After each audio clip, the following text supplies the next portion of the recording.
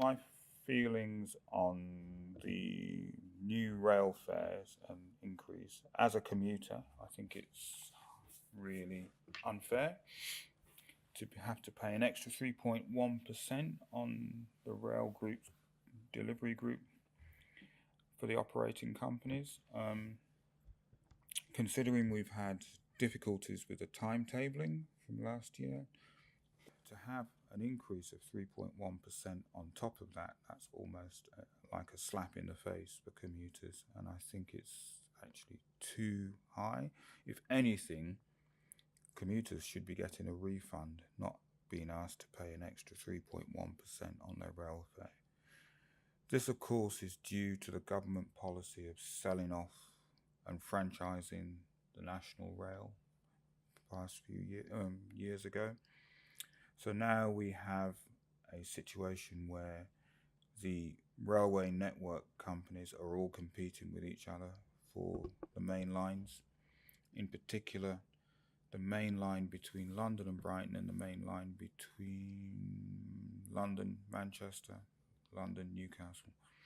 These lines, which are probably the most productive lines for and intensive lines for commuting, seem to be the most where the commuters are treated badly, because it's very difficult during rush hour to actually get a seat, even though you paid for a seat.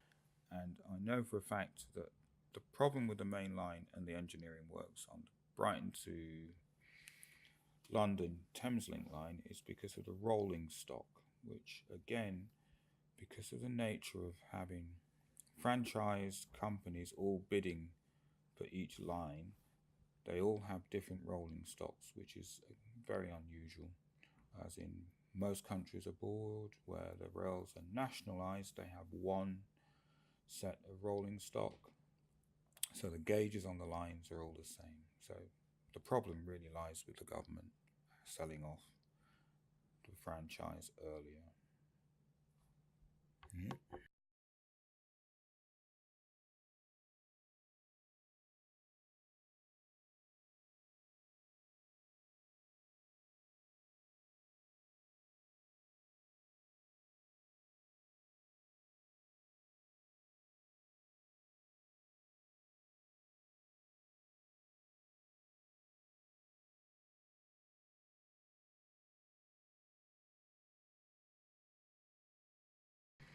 And there are too many trains that are pulled or cancelled at the last moment.